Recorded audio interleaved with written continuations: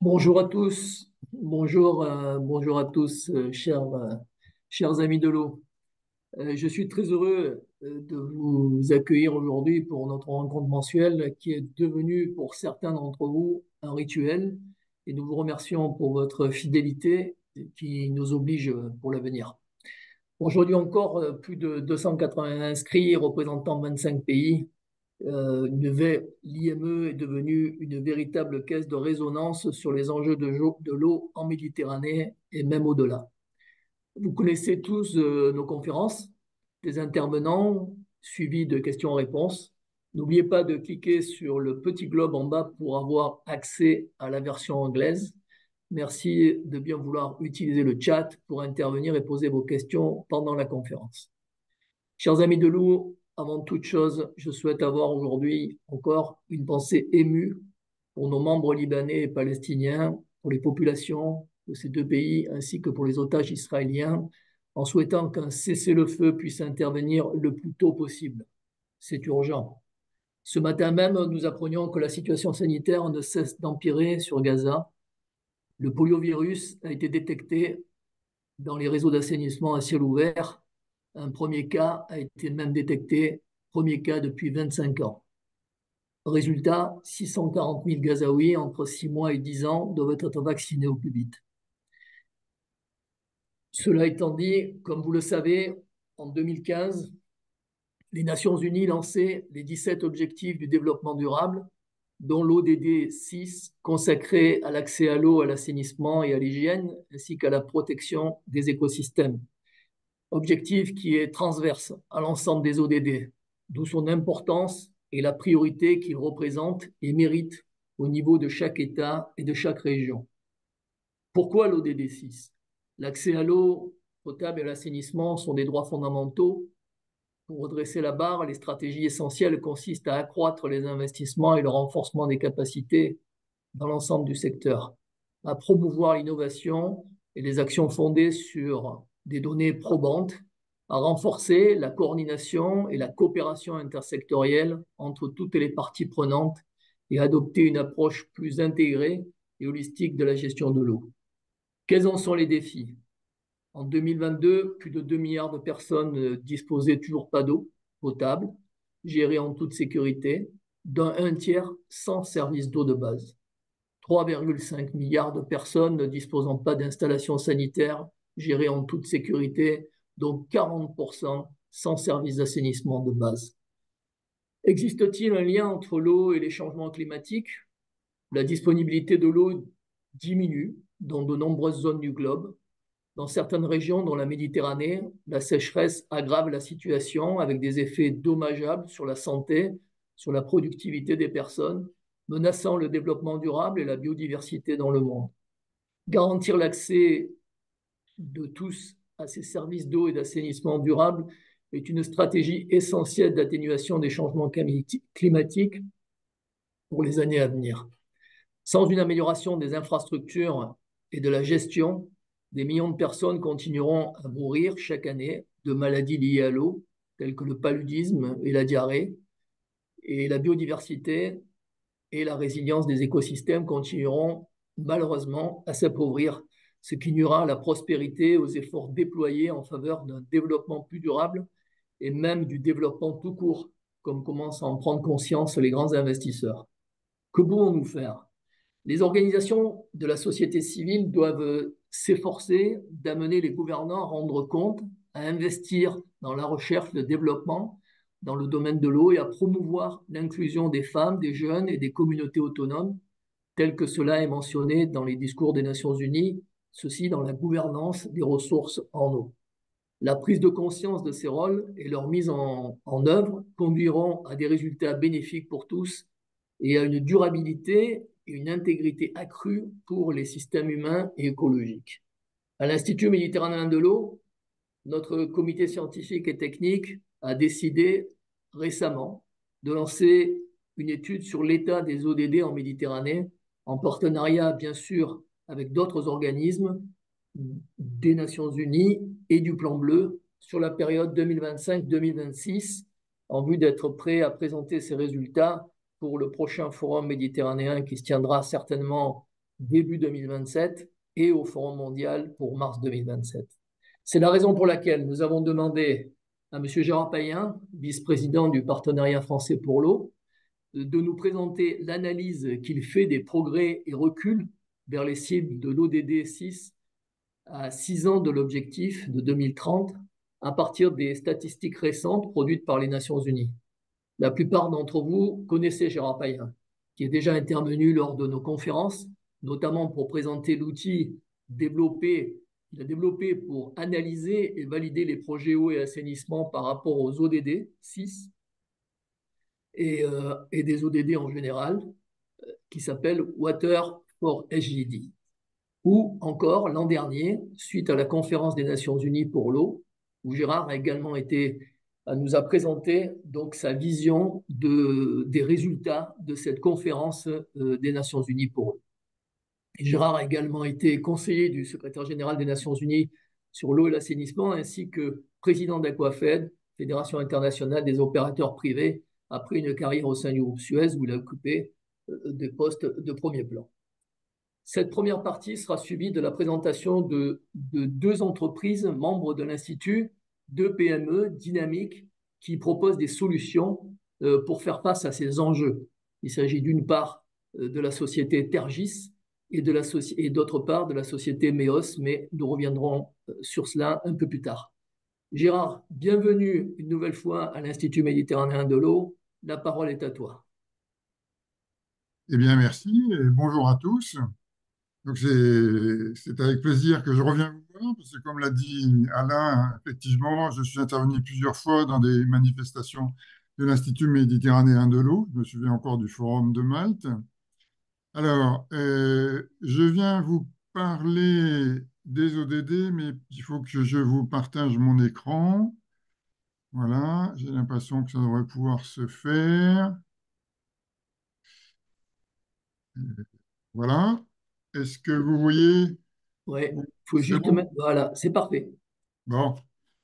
Alors, je viens vous parler des progrès qui ont été faits dans le monde entier depuis 2015, date à laquelle les objectifs mondiaux pour l'eau ont été adoptés.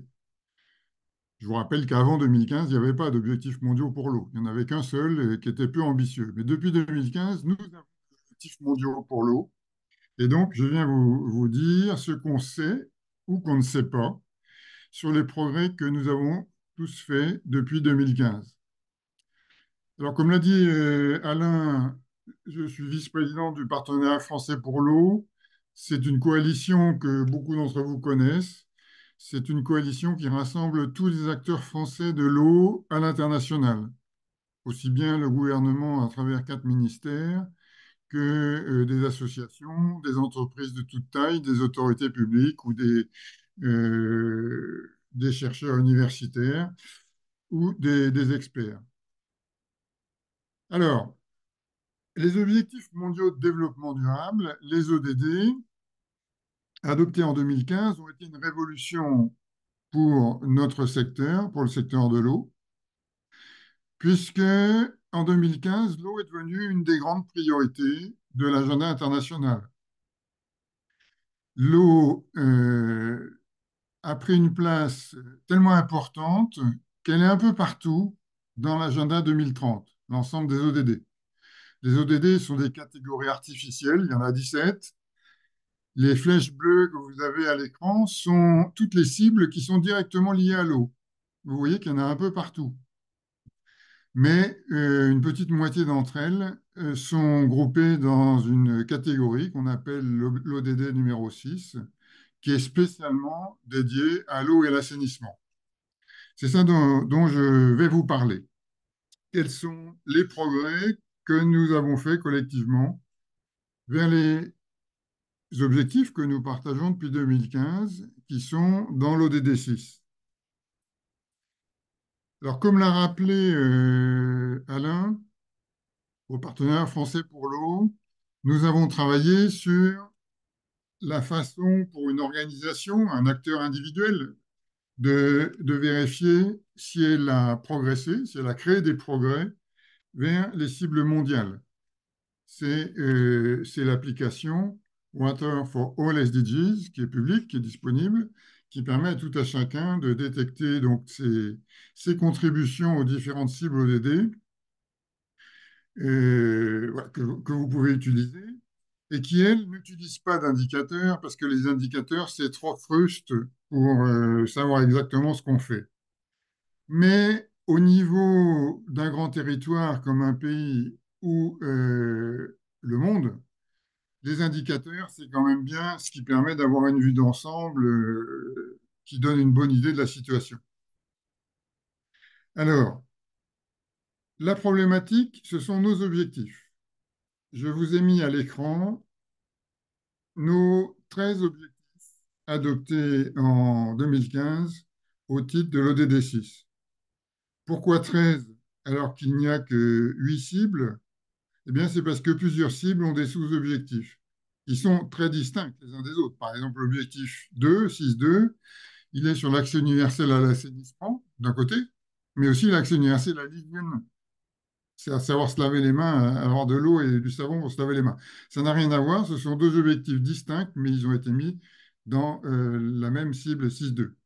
Donc au total, il y a 13 objectifs qui sont pour certains très ambitieux parce qu'il s'agit de passer d'une situation à une situation bien meilleure dans laquelle l'accès est universel ou dans laquelle on a divisé par deux les flux d'eau usée non épurés ou dans laquelle on a assuré la durabilité de la gestion des ressources en eau, etc. Donc c'est vraiment des objectifs ambitieux, mais essentiels, on en a besoin. Pour que ce ne soit pas que des paroles, et pour qu'on puisse suivre les progrès, la communauté internationale a adopté des objectifs, pardon, des indicateurs de suivi de ces objectifs.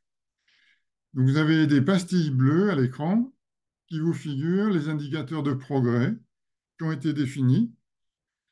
Ça a pris du temps parce que les objectifs ambitieux étaient nouveaux. Et pour la plupart d'entre eux, il n'y avait pas d'indicateur statistique mondial. Donc il a fallu construire ces indicateurs dans un premier temps.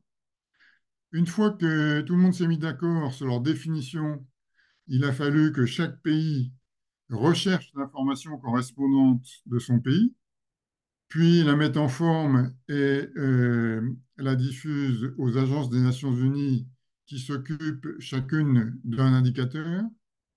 Et ensuite, il a fallu que ces agences rassemblent toute cette information et qu'elles elles bâtissent des estimations mondiales dans la mesure où il y avait suffisamment d'informations. Et vous allez voir que ce n'est pas toujours le cas. C'est-à-dire qu'il y a plusieurs indicateurs pour lesquels un grand nombre de pays ont déjà donné des valeurs qui les concernent, mais on n'en a pas suffisamment pour avoir des estimations mondiales.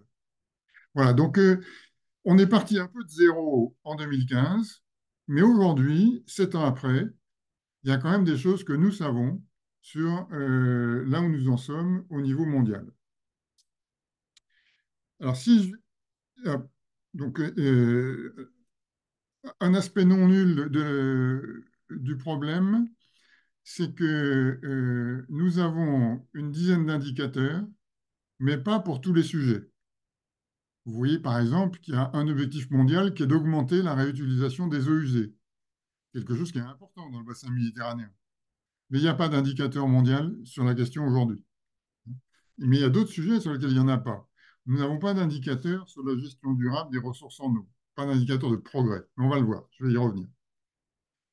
Alors, si je viens vous parler de ce sujet, je dirais, dans sa totalité aujourd'hui, c'est parce que l'année 2024 est une année où nous avons tout récemment obtenu beaucoup plus d'informations qu'avant. Pourquoi? Chaque indicateur, alors vous voyez, ils ont des numéros, c'est 611, 612, 622, etc.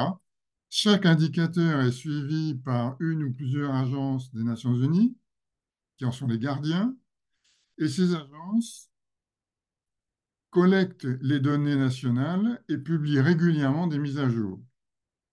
Il se trouve que fin août, donc il y a un mois et demi, euh, plus de la moitié des indicateurs, tous ceux qui sont indiqués en vert, ont fait l'objet d'une mise à jour.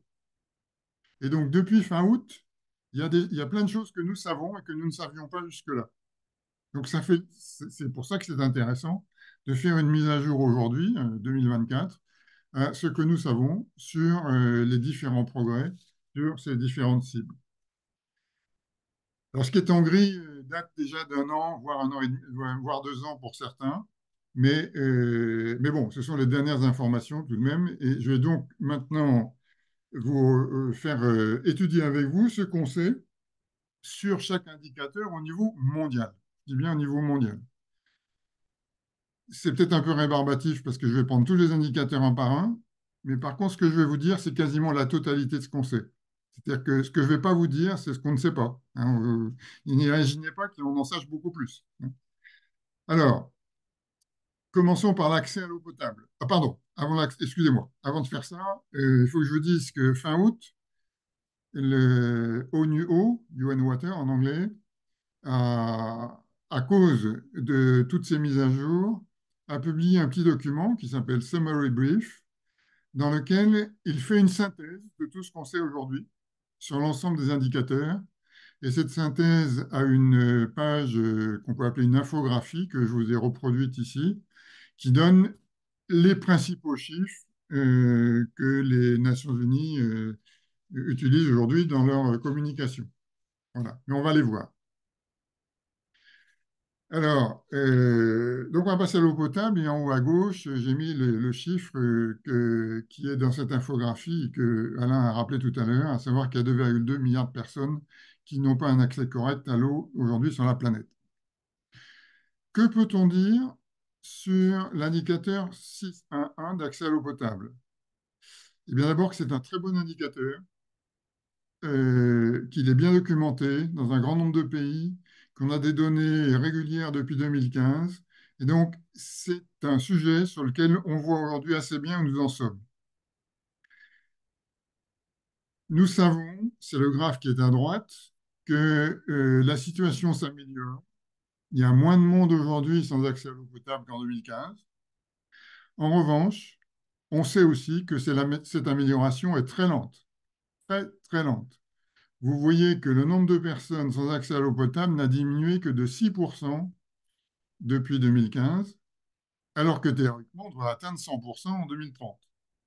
Donc, on est très très loin de progresser à la vitesse qui est prévue.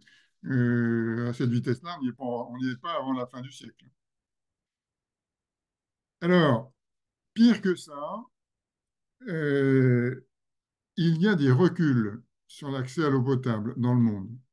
Il y a des reculs pour deux grandes populations qui sont d'une part l'Afrique subsaharienne et d'autre part la moitié urbanisée de la population mondiale, les villes.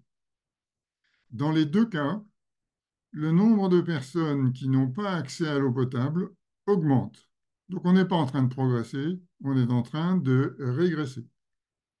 Que ce soit en Afrique subsaharienne ou que ce soit dans les villes, il y a plus de gens sans eau potable aujourd'hui qu'il y a 7 ans. Et vous voyez que cette augmentation n'est pas minime. Elle est très importante. En Afrique, c'est 13% de plus en 7 ans. Donc, ces deux reculs font que s'il n'y a pas un changement majeur de politique, il est strictement impossible d'atteindre l'objectif d'accès universel, puisqu'au lieu de progresser, on régresse.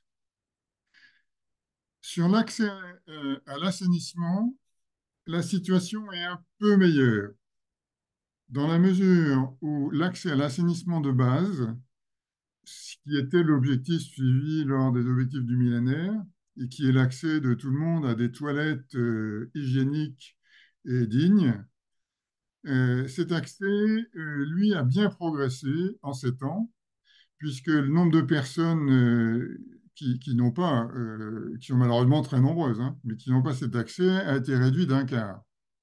Il n'y a plus qu'un milliard et demi. Donc ça c'est assez satisfaisant. On est loin d'arriver à zéro, mais bon, quand même, le progrès est sensible. En revanche, l'objectif d'accès universel, il ne porte pas sur l'assainissement de base. Il porte sur un assainissement sûr, c'est-à-dire un assainissement dans lequel, au-delà des toilettes, l'évacuation des eaux usées et des excréments se fasse sans risque pour les voisins ou pour l'environnement. Et ça, c'est quelque chose qui concerne 3,5 milliards de personnes aujourd'hui, avec un progrès qui, lui, est très lent. C'est comme pour l'accès à l'eau potable. C'est un peu le même genre. Sur l'accès à l'hygiène, eh bien, première chose qui est peut-être contre-intuitive, vous allez voir qu'il y en a plusieurs, aucun progrès. Il y a un quart de la population mondiale qui ne peut pas se laver les mains avec de l'eau et du savon chez elle. La situation était celle-ci il y a quelques années, c'est toujours la même chose. Pas de progrès. Sur l'eau potable, l'assainissement et l'hygiène, l'OMS et l'UNICEF, aujourd'hui, sont capables de produire des statistiques sur non seulement sur ce qui se passe à domicile, mais aussi dans les écoles et les établissements de santé. Alors, dans les écoles, ce qu'ils nous ont appris, c'est que c'est terrible. Il y a plus d'un élève sur 5 qui n'a pas d'eau potable ou d'assainissement dans le monde. C'est énorme.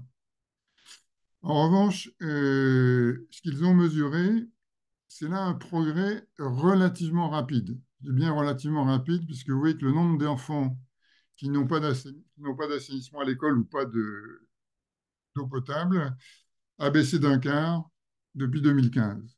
Donc là, il y a un progrès sensible. Pour ce qui concerne l'eau potable et l'assainissement dans les établissements de santé, les hôpitaux, les centres, les dispensaires, alors là, aujourd'hui, la collecte de données nationales est insuffisante. Il n'y a pas suffisamment de pays qui ont fourni des données. Donc, on n'a pas de vision mondiale. On ne sait pas où on en est. Donc, on ne sait pas si on progresse ou si on régresse. Passons maintenant aux eaux usées. Alors, sur les eaux usées, nous avons deux indicateurs. Les rejets d'eau usée provenant des domiciles, des maisons, des habitations, et les rejets d'eau industrielle. Sur les eaux provenant des domiciles, on a enfin un indicateur mature, correct, signifiant, avec des valeurs pour 89% de la population mondiale, donc on sait où on en est. Ça, c'est vraiment nouveau parce que jusque-là, on n'avait rien du tout. Donc, on sait où on en est. En revanche, on a une valeur que pour une seule année. Et donc, on ne sait pas si on progresse ou si on régresse. Il faut attendre la prochaine mise à jour, c'est-à-dire dans 3 ans, 2027, pour avoir une indication sur le fait qu'on progresse ou qu'on régresse. Donc ça, c'est un point faible pour nous, ceux qui s'occupent de l'eau, parce qu'on ne sait pas finalement si en termes de pollution domestique, on progresse ou on régresse. En matière de pollution industrielle, alors là, c'est bien pire, puisqu'on a très peu d'informations, il y a très peu de pays qui sont capables de fournir l'information, donc on est loin d'avoir une estimation mondiale. On ne sait pas. Voilà.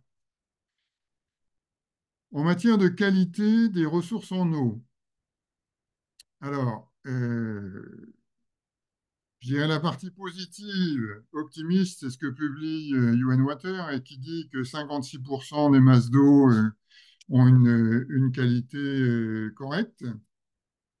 Bon, mais en fait, les valeurs absolues n'ont pas beaucoup de signification parce qu'on va le voir, les données sont complètement déséquilibrées entre les pays riches et les pays pauvres.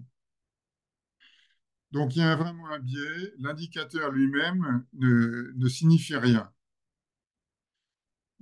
Cet indicateur a baissé depuis 2017 dans les cours d'eau. Il a baissé significativement pour les cours d'eau. Alors, toute chose égale par ailleurs, parce que l'indicateur est donc biaisé, comme j'ai dit tout à l'heure. Simplement, si on compare deux années différentes, ça fait du sens. Bien là, on s'aperçoit que sur 6 ans, la qualité de l'eau dans les cours d'eau a significativement baissé. En revanche,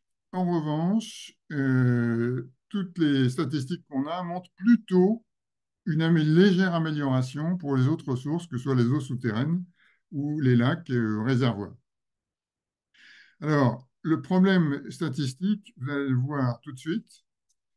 Vous avez ici en haut le nombre de masses d'eau qui sont prises en compte dans les statistiques mondiales et en bas le nombre de données disponibles sur ces masses d'eau disponibles dans les statistiques mondiales, réparties en 4 colonnes qui correspondent au classement des pays suivant leur richesse. Donc la colonne de gauche, ce sont les pays les plus pauvres, les 25% les plus pauvres. La colonne de droite, c'est les 25% les plus riches. Bon, personne ne pense qu'il y a plus de masse d'eau dans les pays riches. Mais, mais vous voyez que dans les pays pauvres, il y a très peu d'informations. Et donc, les données que nous avons au niveau mondial aujourd'hui ne sont pas signifiantes. En revanche, comme je l'ai dit, on a quand même des indications sur les évolutions dans le temps qui sont celles que j'ai indiquées il y a une minute. Maintenant, passons non pas à la qualité, mais aux quantités de ressources en eau. Alors, là, ONUO publie un chiffre positif en disant que l'efficacité hydrique a augmenté de 19% de 2015 à 2021. Je vous rappelle que l'efficacité hydrique, c'est le rapport entre la valeur économique, la valeur ajoutée économique des activités économiques à la quantité d'eau qu'elles utilisent. Alors, c'est donc sympathique d'avoir un indicateur qui dit que la productivité hydrique a augmenté, et significativement. Et on s'aperçoit même que cette croissance est essentiellement portée par le secteur agricole, quand même le secteur qui pose le plus de problèmes. Alors, cet indicateur semble être mature aujourd'hui, on a des indications partout. Est-ce que c'est une bonne nouvelle ou une mauvaise nouvelle d'avoir ce progrès de 19%? Eh bien, le problème, c'est que c'est un ratio, l'efficacité hydrique. C'est le ratio entre la valeur économique des activités et la quantité d'eau qu'elles utilisent. Or, ce ratio augmente uniquement parce que la valeur économique a augmenté. La quantité d'eau utilisée est quasiment la même en 2015 et 2021. Donc, l'efficacité hydrique a augmenté parce que la valeur de ce qu'on a produit avec l'eau a augmenté. C'est bien, c'est intéressant. En termes de quantité d'eau utilisée, on a indirectement ici une information, c'est qu'entre 2015 et 2021, le monde n'aurait pas utilisé plus d'eau qu'avant. Et ça, c'est un peu contre-intuitif. Donc, il faut faire attention à cet indicateur pour bien comprendre ce qu'il signifie. Passons maintenant au stress hydrique. Alors, le stress hydrique est un indicateur qu'on utilise beaucoup. Et on nous dit que 10% de la population mondiale vit dans des territoires qui sont dans des stress hydriques élevés, hein, c'est-à-dire de plus de 75%. Alors ça, c'est une information. C'est très utile de savoir ça, mais en réalité, ce n'est pas un indicateur de progrès vers la cible. Parce que la cible elle est de gérer les ressources en eau de façon durable. L'indicateur ne dit pas si c'est durable ou pas. Il dit simplement si c'est difficile. Plus l'indicateur de stress hydrique est élevé, plus c'est difficile de bien gérer l'eau. Mais ce n'est pas parce que c'est difficile qu'on ne veut pas le faire. À Singapour, l'eau est bien gérée. Pourtant, le stress hydrique est très, très élevé. Donc voilà, donc on a un indicateur, mais c'est un indicateur d'information, ce n'est pas un indicateur de progrès vers l'objectif. Sur la gestion intégrée des ressources en eau, là, on a un vrai progrès. On a un vrai progrès, donc il faut le dire. Voilà. L'indicateur progresse et je pense que c'est un vrai progrès. Sur la coopération transfrontalière, il n'y a pas de changement. Sur la protection des écosystèmes, alors là, on a maintenant un indicateur qui est très détaillé, très intéressant sur la variation des écosystèmes hydriques de différentes natures, les lacs, les réservoirs, les mangroves, les rivières. On s'aperçoit que, à l'exception des mangroves, en fait, ça varie très peu en moyenne. En revanche, il y a des améliorations et des détériorations sensibles dans certains endroits. Donc la moyenne n'est pas très significative, mais c'est comme le stress hydrique, ça c'est un indicateur d'information. Ça ne dit rien du tout sur les politiques de protection. Donc on ne sait pas si on progresse ou pas en termes de protection des écosystèmes.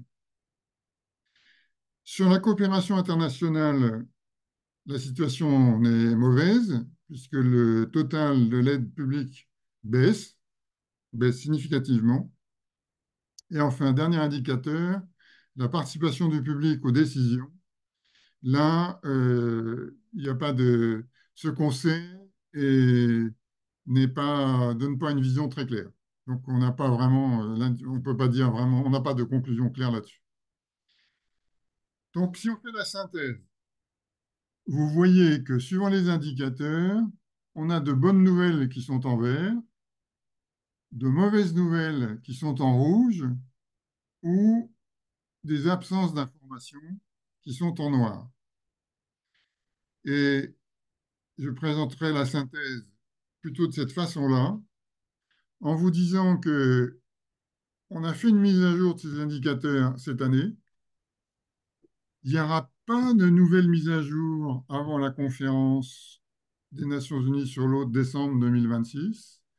Donc en 2026, lorsque les pays vont se rencontrer et discuter des ODD, c'est l'objet de la conférence de 2026, ils sauront ce que nous savons aujourd'hui. Et donc ils sauront que sur l'accès à l'eau potable et l'assainissement, on progresse, mais de façon beaucoup trop lente,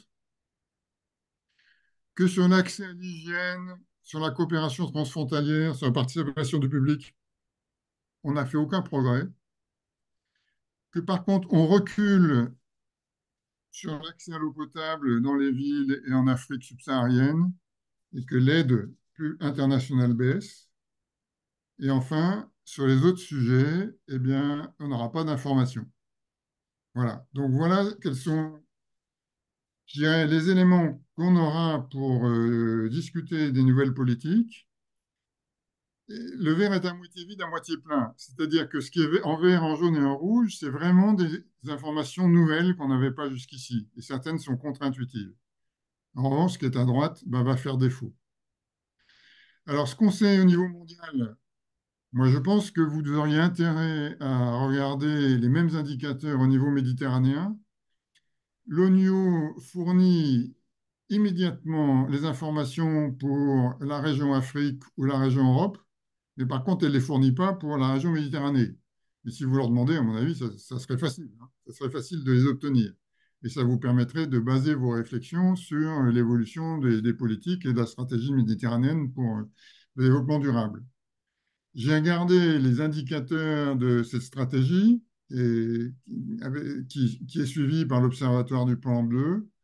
On s'aperçoit que vous avez, au niveau méditerranéen, vous suivez exactement les mêmes indicateurs, à peu de choses près. Donc, que ce soit pour les indicateurs prioritaires ou pour les indicateurs secondaires. Donc, vous avez tout ce qu'il faut. Et donc, je pense que vous pourriez faire le même exercice, ça serait utile. Pour conclure, je dirais que par rapport à 2015, comme vous l'avez vu, on sait beaucoup mieux où nous en sommes sur un certain nombre de sujets. Pas sur tous, hélas, et donc on ne sait pas sur la pollution. Par rapport à 2015, on s'aperçoit qu'il y a beaucoup de sujets sur lesquels on n'a pas fait de progrès, et qu'il y a quelques sujets sur lesquels on a fait des progrès, mais beaucoup trop lents. Et donc la question qui va se poser en 2026, c'est qu'est-ce qu'on veut faire après 2030? Il est évident que nos objectifs ne seront pas atteints, mais que les problèmes seront toujours existants, et donc il faudra continuer à agir et sans doute accélérer, faire plus. Donc la question en 2026, ça va être qu'est-ce que nous voulons faire? Qu'est-ce que nous voulons que les Nations Unies, c'est-à-dire le club de tous les pays, décident en 2030 pour agir de façon plus efficace après 2030? Voilà. Ben, merci beaucoup, Gérard. Enfin, c'était très intéressant, comme d'habitude, très complet, très synthétique.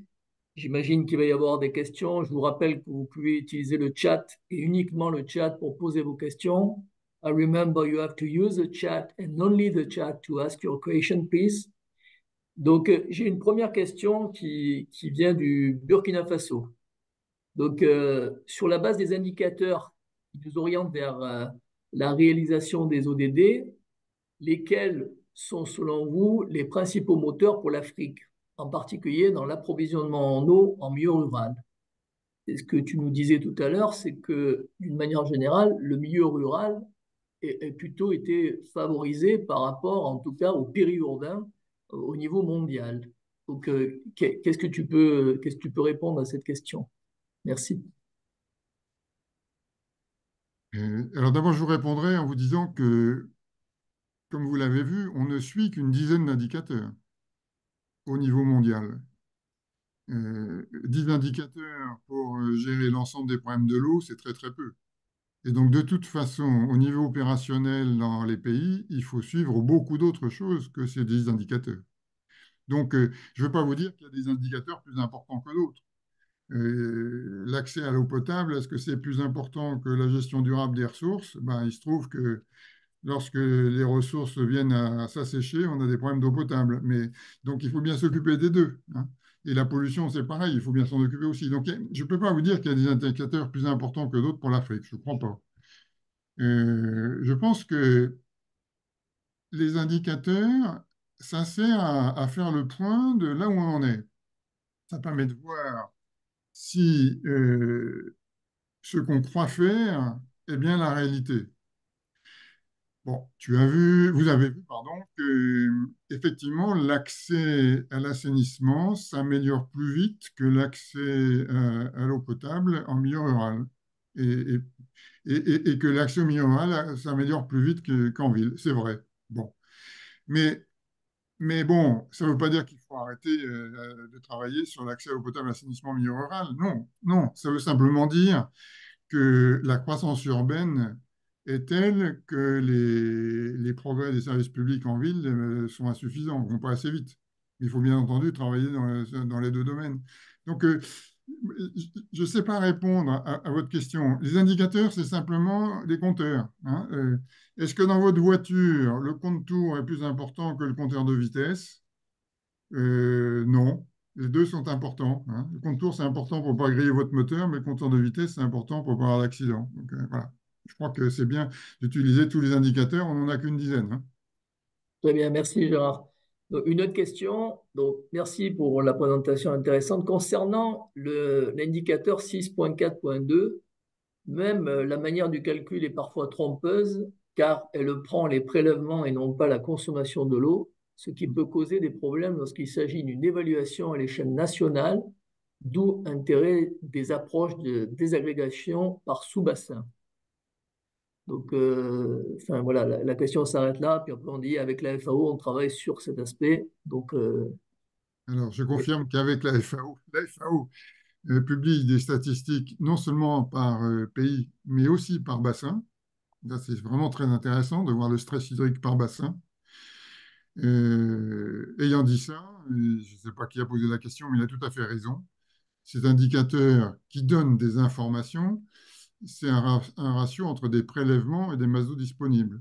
Or, comme vous savez, les prélèvements, ça ne traduit pas exactement les problèmes de disponibilité de l'eau parce que l'eau est recyclée tout au long des cours d'eau, plusieurs fois, hein. Et puis lorsqu'on fait la réutilisation d'eau usée, ben, c'est pareil, on augmente le recyclage. Bon, mais c'est toujours intéressant quand même d'avoir les prélèvements. C'est bien d'avoir en plus les consommations. C'est également très utile. Mais ce n'est pas un indicateur mondial. Très bien, merci. Autre question de Laurent Pacou, celle-ci. Les ODD sont de très belles politiques publiques qui ont été reprises par les différents pays. C'est une grande avancée car, outre l'homogénéisation des stratégies nationales, les ODD, en particulier ceux de l'eau, ont permis une sensible évaluation de la qualité des politiques publiques. Donc, est-ce que tu partages cette affirmation?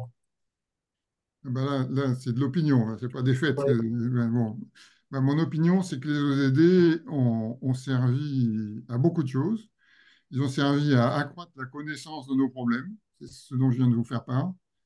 Ils ont servi effectivement à impacter un certain nombre de politiques publiques, mais, mais euh, aujourd'hui, on s'aperçoit que ces politiques publiques n'ont pas véritablement atteindre les objectifs, puisqu'il n'y a pas d'évidence manifeste de progrès substantiel au niveau mondial vers les objectifs. Donc il y a un gap, là, il y a un mismatch, je ne sais pas comment on dit en français, il y a un écart important entre le discours «nous voulons atteindre les objectifs» et le Et la contenu réalité. réel des politiques publiques. Et la réalité des financements aussi, parce que, je veux Les dire, financements, les selon la, financements, non, non, les financements, ça fait partie des politiques. La Hmm. politique, c'est je veux aller, je veux faire ça, et je trouve les moyens humains, financiers, matériels pour y arriver. Donc, c'est la volonté politique qui, à mon sens, dans beaucoup de pays, n'a jamais été d'atteindre les objectifs des ODD. Bon, d'ailleurs, c'est une question que je poserai tout à l'heure, mais je vais d'abord poser les questions des participants. Donc, ensuite, une personne qui demande si on peut avoir plus de détails sur les progrès de l'indicateur IWRM. Donc, est-ce que tu as dit Alors, que... Voilà. alors, absolument. Moi, je ne vous ai présenté que la synthèse de ce qu'on sait au niveau des progrès du monde pris dans sa globalité. Comme vous avez vu, déjà, les moyennes cachent des écarts, hein. Donc, il faut- Alors, je vous ai présenté que ce qu'on sait au niveau mondial, mais ONUO, UN Water, fait des rapports extrêmement détaillés dans lesquels vous avez, d'une part, le détail de tous ces indicateurs pays par pays, dans certains cas même par bassin versant, ce que fait la FAO, souvent désagrégés entre urbain et rural. Et en plus, vous avez plein d'autres informations. Donc, je vous engage à aller voir les rapports, ce qu'on appelle les progress reports, hein, les rapports relatifs à chacun de ces indicateurs. Et pour les trouver le plus simplement possible, je crois que j'avais mis la référence dans ma présentation qui vous sera circulée. Il faut aller sur le portail où il y a tout, c'est le portail sdg6data.org. SDG pour ODD, hein, c'est Sustainable Development Goal, 6 pour ODD6, data.org. C'est là où ONUO rassemble tous les liens qui vous permettront d'accéder à tous les rapports et toutes les bases de données, parce que ces rapports sont assis sur des statistiques, donc des bases de données relatives à tous ces indicateurs. Très bien, merci. Donc, une question d'une doctorante. Si certains indicateurs ne sont pas représentatifs de la réalité au vu du manque de données fournies par les différentes parties prenantes, pourquoi ne pas proposer des indicateurs adaptés à chaque région? Alors, je suppose qu'une partie de la réponse, c'est-à-dire il faut conserver une certaine homogénéité si on veut faire des comparaisons, mais ce n'est pas suffisant. Donc, qu'est-ce que tu peux répondre à cette question? Ouais, je dirais en dehors la gestion quantitative des ressources en eau, comme vous l'avez vu, pose un problème dans les pays pauvres.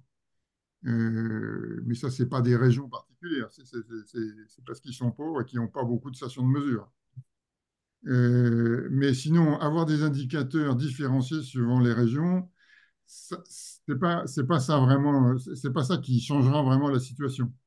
Sur les indicateurs actuels, je vous l'ai dit, pour certains d'entre eux, on n'a pas suffisamment de données pour bâtir une valeur mondiale. Mais mais on a suffisamment de données pour bâtir un certain nombre de valeurs régionales dans un grand nombre de régions. Simplement, effectivement, il y a des régions dans lesquelles on n'a pas assez. Donc, n'imaginez pas tout de suite changer le thermomètre.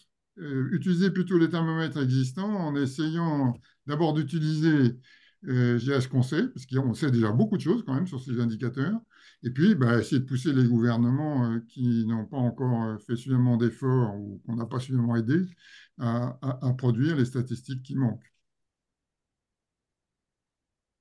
Très bien, merci.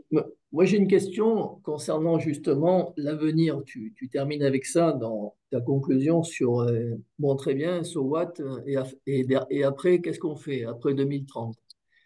Et avant ça, les Nations Unies, pour la première fois depuis combien, 44 ans, je ne sais plus, on se sont réunis, ont organisé une conférence sur l'eau l'an dernier à New York et en 2023, et ont décidé à ce moment-là de nommer une envoyée spéciale chargée de l'eau. Et celle-ci vient d'être nommée. Elle prendra ses fonctions dans quelques jours, le 1er novembre. Donc, d'abord, pour tous les auditeurs, là, quelle sera sa fonction? C'est quoi, quelle est exactement sa fonction? Et quels seront ses objectifs, on va dire, quelle est sa valeur ajoutée à cette dame? Il s'agit d'une dame, pour ceux qui ne le savent pas, c'est la ministre qui vient de terminer son mandat des Affaires étrangères de l'Indonésie. Donc elle a un avantage, c'est qu'elle a participé au dernier forum, à l'organisation du dernier forum mondial sur l'eau. Ça, c'est un avantage. Et bon, par contre, c'est une diplomate. Donc, est-ce qu'elle va avoir, sur quelle base elle va travailler, avec qui va-t-elle travailler et quels vont être ses objectifs? Euh, alors, moi, je ne suis pas capable de répondre à la question de ce qu'elle va faire. C'est elle qui pourra le dire. Ce que je peux dire tout de même, c'est qu'en 2022, ça fait déjà un an et demi, presque 2 ans, il y a 150 pays qui avaient demandé la nomination d'un envoyé spécial du secrétaire général des Nations Unies pour l'eau. Donc la très grande majorité des pays l'avaient demandé. Il a fallu près de 2 ans pour que ce poste soit créé. Pourquoi on a demandé ça? Pourquoi les pays ont demandé ça? Eh bien, c'est parce qu'aux Nations Unies aujourd'hui, l'eau est complètement éclatée entre une trentaine d'agences qui chacune voit l'eau par un petit bout, alors que la vision des ODD, c'est une vision de l'ensemble des problèmes de l'eau dans lesquels on n'a pas d'un côté les spécialistes de l'eau potable, de l'autre côté les spécialistes des eaux usées, l'autre troisième des spécialistes des écosystèmes, etc. Mais on a une vision de l'ensemble des problèmes qui sont tous en interaction. Et donc, il était nécessaire qu'aux Nations Unies, les pays puissent discuter des problèmes de l'eau dans leur totalité. Ça ne s'est jamais produit jusqu'à la conférence de 2023. Mais les pays en 2023 étaient tellement timides sur la question qu'ils n'ont même pas osé discuter des ODD, de leurs objectifs sur l'eau. En 2023, on n'en a pas parlé. Ce n'était pas à l'agenda. Et donc, c'est pour ça qu'il a été décidé d'en parler en 2026, décembre 2026. Bon, dans cette situation où aux Nations Unies, il n'y a pas d'endroit où politiquement les pays régulièrement peuvent discuter d'eau, la création d'un poste de très haut niveau, parce que l'envoyé spécial est rattaché directement au secrétaire général des Nations Unies, donc d'un poste de très haut niveau pour parler d'eau, pour pousser tout le monde à discuter d'eau, est une très bonne nouvelle. Cet envoyé spécial, elle est d'abord de par sa personnalité, c'est une ancienne ministre, elle est toujours d'ailleurs aujourd'hui ministre des Affaires étrangères. Bon, c'est une personne de premier plan. Elle aura la capacité à convoquer des réunions de tous les pays pour parler d'eau. Donc elle a une feuille blanche devant elle, mais c'est un gage d'espoir pour tout le monde. On a enfin quelqu'un aux Nations Unies qui va se préoccuper de l'eau sur l'ensemble de ses aspects et non pas petit bout par petit bout. Merci Gérard. Une autre question, alors en anglais celle-là. What will we do to enforce SDG 681, International Cooperation? I think this is very essential, and we see how negative is the impact of this cooperation. Alors, je ne sais pas ce que c'est que la discooperation, enfin j'imagine, hein, mais en tout cas ça voudrait dire qu'il y a moins de coopération. Oui. Donc, je peux déjà donner une première partie de réponse, c'est la raison d'être de l'Institut méditerranéen de l'eau. Donc, à travers l'Institut, notre objectif, c'est bien de développer la coopération et les échanges des bonnes pratiques. Et c'est bien pour ça qu'on lance ce groupe de travail sur les ODD en Méditerranée. Et comme le disait Gérard, il y a déjà beaucoup de choses qui existent. On ne va pas réinventer la poudre, on va simplement essayer de comprendre ce qui se passe. Et d'ailleurs, après celle-là, moi j'aurais une question, c'est d'où viennent les informations? Est-ce qu'elles sont uniquement des informations qui viennent des ministères, ou en tout cas ces informations officielles qui arrivent aux Nations Unies, ou est-ce que, je veux dire, quel est le circuit normal? Donc d'abord, dans un premier temps, le rôle de la coopération. Sur le plan financier, l'indicateur 6A1, il est financier, hein. Il s'occupe, donc il essaye de tracer la coopération internationale dans le secteur de l'eau. Le fournisseur de l'information, c'est l'OCDE, qui est l'organisme qui rassemble toutes les informations mondiales sur l'aide publique internationale. Voilà. Moi, je ne suis pas capable de vous répondre sur savoir ce qu'il faut faire pour augmenter cette aide. C'est pas faute de demander en France qu'elle augmente, et d'ailleurs, elle a augmenté ces dernières années. Mais non, je ne sais pas que vous dire pour répondre à la question. Mais comme tu le En revanche, ce disais, que je peux vous dire, parce que ayant été pendant de nombreuses années conseiller du secrétaire général des Nations Unies pour l'eau et l'environnement, je peux vous dire que dans le domaine de l'eau, l'aide financière internationale est essentielle pour crédibiliser des projets, mais ça n'est qu'une toute petite partie de l'argent qui est dépensé. C'est environ 5% de la valeur économique de ce qui est dépensé sur l'eau dans le monde. Donc, dans les pays en développement, pardon. Donc, il ne faut pas dire les pays sont en retard parce que l'aide publique internationale a un peu baissé. Non, il y a quand même à chaque pays de voir si les priorités affectées à l'eau dans les budgets nationaux sont suffisantes. Hein, dans un continent que je ne nommerai pas, la proportion du PIB national qui est affectée à l'eau peut varier du simple au double suivant les pays à un niveau de richesse équivalent. Ça, c'est une question de priorité politique, ce n'est pas une question d'aide internationale. très bien, ouais, l'aide internationale, c'est un catalyseur. Donc, Voilà. voilà. Très bien, merci. Comment expliquer la baisse de l'accès à l'eau dans les cas où justement on constate aujourd'hui cette baisse, et notamment sur la partie urbaine, ce que tu Ah nous ben là, signalais tout à l'heure. je pense que là, l'explication, elle est très simple, hein. Que ce soit en Afrique ou dans les villes, la baisse, c'est pas une baisse, en fait, c'est une croissance du nombre de personnes qui n'ont pas l'eau. Elle est due très simplement au fait que ce sont des populations qui sont en forte croissance. D'un côté, c'est la croissance démographique qui, en Afrique, est encore très importante, contrairement à tous les autres continents. Et de l'autre, c'est la croissance urbaine. La croissance urbaine, c'est à la fois la croissance démographique et puis l'attraction des campagnes vers les villes, qui fait que dans les deux cas, les, tous les projets qui sont faits sont au total très utiles, mais en nombre insuffisant pour compenser la croissance du nombre de personnes qui habitent dans ces endroits. Et à votre avis, y aurait-il des manques de données? Donc ça, c'est une question qui est posée par Selmin Burak, qui est mon alternate au Conseil mondial de l'eau, donc qui est de Turquie. Y aurait-il des manques de données et ou des manques de volonté pour partager les données et mesurer les indicateurs? C'est-à-dire, en fait, est-ce que les Nations Unies ont la quasi-totalité des données mondiales? Écoutez, là-dessus, comment dire, comme vous avez pu voir, on a quand même maintenant des indicateurs mondiaux appuyés, comment dirais-je, qu'on a pu calculer parce qu'on a des données dans une très grande majorité des pays. Et ça, c'est récent parce que comme les indicateurs sont nouveaux, il a fallu du temps pour que tous les pays arrivent à fournir des données. Bon, je ne vous cacherai pas que les plus grands pays comme l'Inde et la Chine ont un peu plus de mal que d'autres. Parce que ils sont tellement nombreux que c'est compliqué. Voilà. Mais dans certains cas, ils y arrivent. Donc, je ne dirais pas qu'il y a de la mauvaise volonté. C'est pas ça. Mais sauf peut-être pour les pollutions industrielles, où là, manifestement, on manque beaucoup d'informations, hein. Pour le reste, non, je pense que ça prend du temps de construire ces données, de bien les comprendre, etc. Et puis, il faut quand même avoir des moyens humains pour le faire. Et ça, je ne suis pas convaincu que tous les pays en aient la capacité.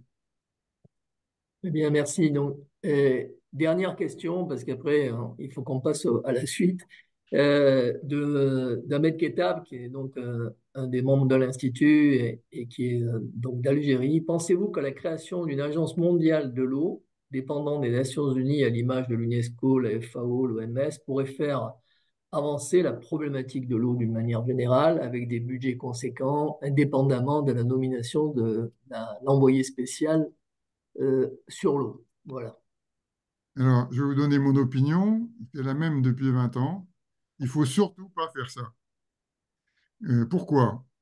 Parce que dans tous les gouvernements, dans chaque pays, l'eau est un sujet qui est partagé entre 5 à 10 ministères. Il n'y a aucun pays qui a réussi à faire un ministère de l'eau qui couvre tous les aspects de l'eau. Il y a beaucoup de pays où il y a des ministères de l'eau, mais ils ne couvrent qu'une partie du sujet, jamais la totalité. C'est rare que le ministère de l'eau s'occupe de l'eau pour l'agriculture, par exemple, hein. Ça arrive, mais ce n'est pas systématique, hein. Donc, aux Nations Unies, on a exactement le même problème que dans les gouvernements. Si on crée une agence mondiale de l'eau, elle s'occupera d'une partie du sujet et vous verrez qu'il y a plein d'autres agences qui continueront à s'occuper d'eau sur d'autres aspects. Or, ce dont nous avons besoin, c'est d'une réflexion sur l'ensemble des problèmes de l'eau de façon équilibrée, de façon à pouvoir faire des choses cohérentes dans un monde qui est de plus en plus compliqué en ce qui concerne l'eau. Donc, je pense que c'est beaucoup plus important euh, d'avoir une réunion régulière politique des gouvernements sur l'eau que d'avoir une agence, c'est-à-dire une structure administrative, sans pouvoir politique. Ce dont on a besoin aujourd'hui, c'est d'une vision politique. On a besoin que les gouvernements acceptent de se regarder dans le miroir, acceptent de regarder les statistiques que je vous ai montrées. Ils ne l'ont jamais fait, hein. Ils n'ont encore jamais dit, ah oui, là, on n'a pas progressé, donc qu'est-ce qu'on peut faire? Jamais. Donc aujourd'hui, ce dont on a besoin, c'est d'une instance politique au niveau des Nations Unies. Ce n'est pas d'une agence, à mon sens. Et je rajouterai une dernière question de ma part. Quel est le lien ou l'impact des changements climatiques par rapport aux ODD? Est-ce que tu penses que c'est un aspect négatif ou un aspect positif? Ça peut avoir les deux d'ailleurs. Un aspect négatif physique, un aspect positif de décision ou de prise de décision, de politique, sous la pression du manque d'eau. Donc, quel est ton avis là-dessus? Parce que c'est un enjeu majeur, notamment en Méditerranée, hein. On voit bien que certains pays ont vraiment pris le taureau par les cornes, si on peut dire s'exprimer ainsi, et ont positionné l'eau en haut de la pile des enjeux du pays, de développement économique du pays, en disant le développement économique de notre pays, le bien-être des populations dépend de notre capacité à produire de l'eau et à assurer justement les besoins en eau de nos populations agricoles, industrielles et urbaines. Quel est ton avis là-dessus? Et on finira avec ça. Écoute, je n'ai pas grand-chose à ajouter à ce que tu viens de dire, qui est tout à fait, ben, ça me paraît très bien. Moi, les problèmes de l'eau qui ont été identifiés en l'ODD6 et ailleurs, parce qu'il y a aussi les inondations et les catastrophes ailleurs, les problèmes de l'eau sont tous aggravés par le changement climatique. Donc, ça n'a pas de sens de s'occuper du changement climatique d'un côté en oubliant l'eau, ou de s'occuper d'eau en oubliant le changement climatique. Malheureusement, on est obligé de faire les deux en même temps. Très bien, ben, merci beaucoup Gérard. S'il y a d'autres questions, on les enregistrera comme on a l'habitude de le faire. On te les transmettra et si tu peux y répondre, c'est gentil de ta part. En tout cas, merci beaucoup pour la clarté de ton exposé et on ne manquera pas de te tenir un courant de ce que nous-mêmes allons essayer de faire au niveau méditerranéen. Merci beaucoup Gérard Allez. pour ton intervention.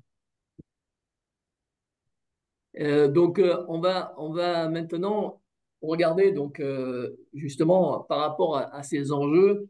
Aujourd'hui, on va donner la parole à deux PME qui font partie de l'Institut.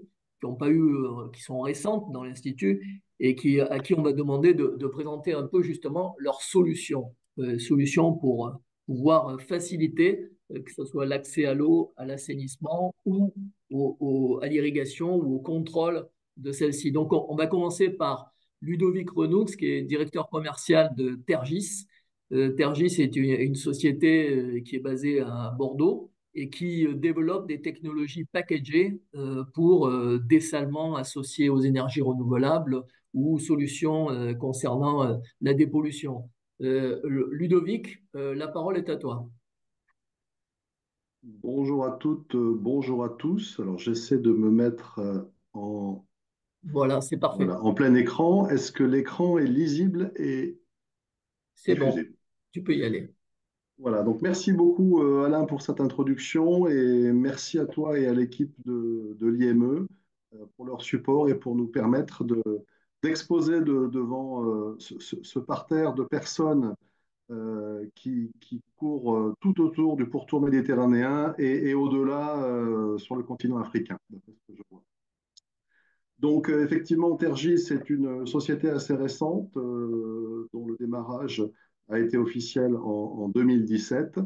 Et nous avons voulu développer des solutions compactes qui se déploient aisément pour des zones en manque d'infrastructures.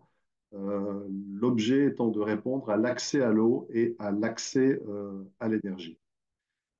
Tout d'abord, je vais vous parler du contexte. Donc, je vais passer assez rapidement sur ce contexte puisqu'on a eu une vue assez générale présentée par Gérard Payen avec un bon feedback et des éléments de mesure mis à jour assez récemment.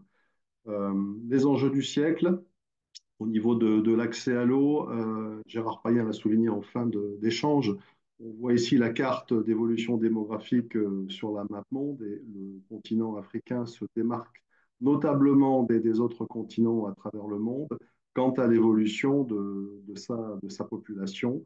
Euh, donc le continent africain fait face à des situations d'augmentation certaine de ces villes avec des zones périurbaines notables et a besoin d'infrastructures et de suivre sur les infrastructures. À cette évolution constatée de la population sur certains pays, et l'Afrique en particulier, se greffe malheureusement le problème de stress hydrique.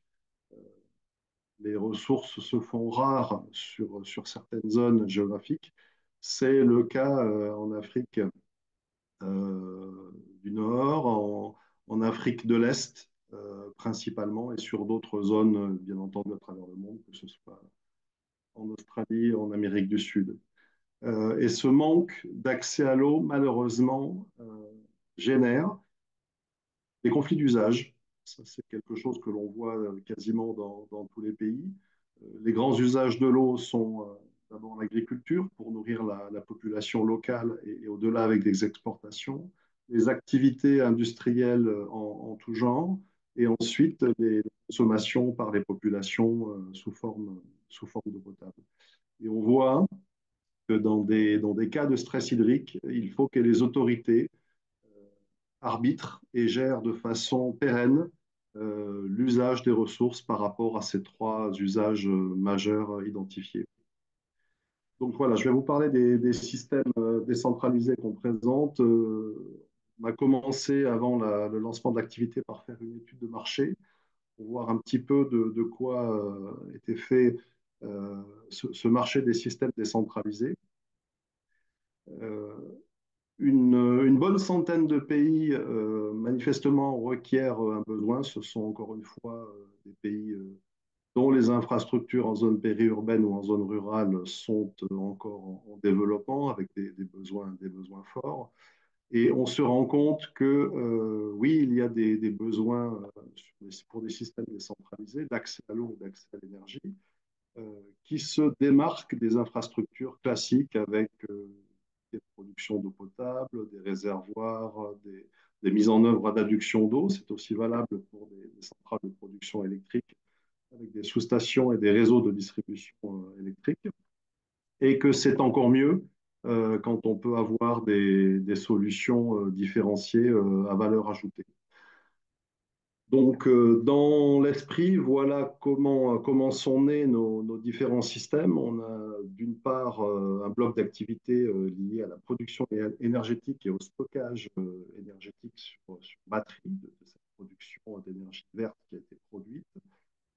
On le verra que dans la majorité des cas, on utilise panneaux solaires photovoltaïques pour produire cette énergie. Et si des zones avec des gisements de vent sont notablement intéressantes. On pense à des zones insulaires, on pense à des zones littorales, on pense à des zones avec effet Venturi entre des zones montagneuses et qu'on arrive à atteindre des gisements de vent à minimum de 4 à 5 mètres secondes pour la vitesse du vent. C'est ce qui est le minimum nécessaire requis pour pouvoir développer un champ éolien. Alors on peut aller sur des projets avec de l'hybridation qui a pour avantage de pouvoir fonctionner la nuit également, parce que la partie solaire ne fonctionnera bien sûr qu'avec les journées et l'ensoleillement disponibles. Une fois qu'on a produit cette énergie, on la stocke sur des batteries lithium-ion ou d'autres types de batteries plus basiques, mais c'est celles avec lesquelles on a fait tous nos développements. Et le fait de pouvoir stocker cette énergie, ça a quand même des vertus. Euh, Déjà, on arrive à lisser les problèmes, les sujets d'intermittence.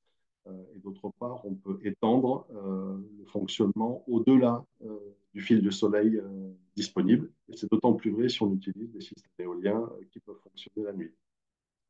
Côté traitement des eaux, donc deuxième pan de notre activité, on propose des solutions sur mesure par rapport aux qualités d'eau qui sont à disposition, que ce soit des eaux de mer, que ce soit des eaux saumâtres, des eaux douces, des eaux souterraines. Et on fait en sorte d'amener la chaîne de traitement nécessaire, donc vraiment sur mesure, pour atteindre les objectifs traités.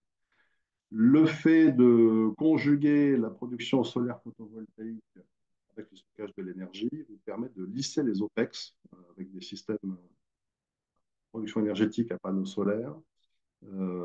C'est comme si vous pouviez assurer le prix de votre énergie, l'accès de votre prix à l'énergie pour les 20-25 années qui viennent. On sait que dans ce monde qui évolue très très vite, il y a eu des sujets sur les prix de l'énergie au Kenya ces dernières années. Les prix ont augmenté très fortement. Ça arrive dans d'autres zones géographiques. Voilà, donc le fait de produire soi-même son énergie et de la stocker et de la gérer au mieux permet d'optimiser, je dirais, la partie OPEX. Et nos systèmes sont des systèmes qui sont conteneurisés et qui nécessitent assez peu de mise en œuvre de la part de génie civil. Comment dimensionne-t-on nos systèmes? On utilise des bases de données accessibles en open access à travers le monde pour obtenir les différents ensoleillements qui ont été référencés. C'est aussi valable pour tout ce qui est gisement de vent et vitesse de vent. Et on commence à mettre en musique et à étudier, je dirais, un système en équilibre qui consiste en des stockages d'eau à l'amont et à l'aval des systèmes, des données de production énergétique, quelle puissance en kWh on a sur nos panneaux, des capacités de stockage en batterie, kilowattheure qu'il est possible de stocker et puis de restituer. Et cette analyse multicritère, en parallèle bien sûr avec les systèmes de traitement d'eau à mettre en œuvre, nous permet d'obtenir les bons compromis, on va dire, et les systèmes qui présentent les meilleurs impacts CAPEX, OPEX sur une vingtaine d'années, 20-25 ans sur la durée d'un projet. Donc on a développé ces systèmes en interne de dimensionnement de nos systèmes. Bien évidemment, alors quel est l'intérêt?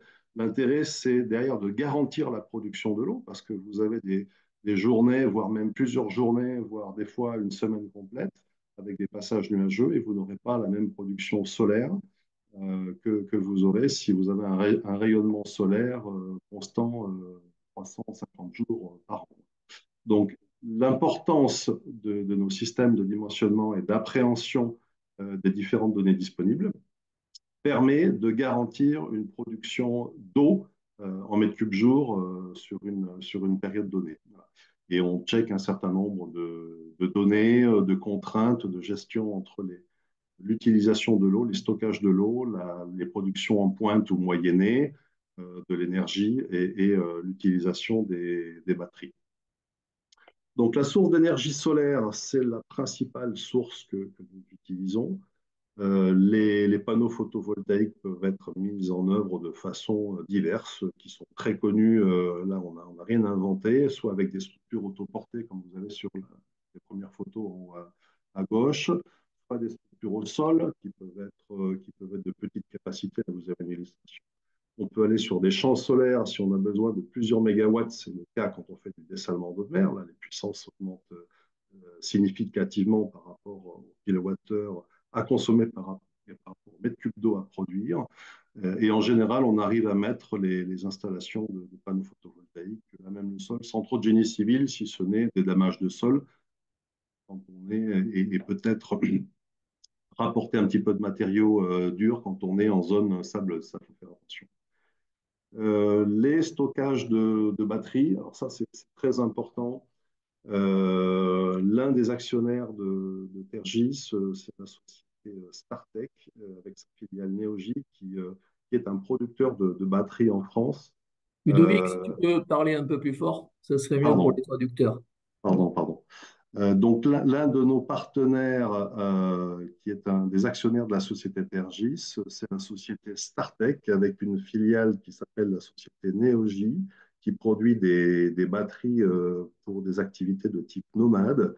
Et avec ces gens-là, on a pu développer et affiner ce qu'on appelle les EMS et les DMS, c'est-à-dire le Energy Management System, euh, qui sont en fait le cœur de la bonne utilisation des batteries en termes de charge, de décharge, de contrôle de cycle, pour assurer la durée de vie dans l'absolu de ces batteries, dont on vise une durée de vie minimale de 10 ans. Et l'essence aussi de Tergis et sa valeur ajoutée, c'est de proposer des systèmes de pilotage intelligent entre le traitement d'eau. Alors, le traitement d'eau peut être sous de nombreuses formes, hein. On peut commencer par des technologies membranaires qui sont plus compactes, type ultrafiltration, osmose inverse, échange d'ions, si vous voulez après aller sur des sujets déminéralisation plus poussés. Mais il est donc plus facile de mettre en œuvre des systèmes de type basique, décantation, coagulation, flocculation avec des filtres.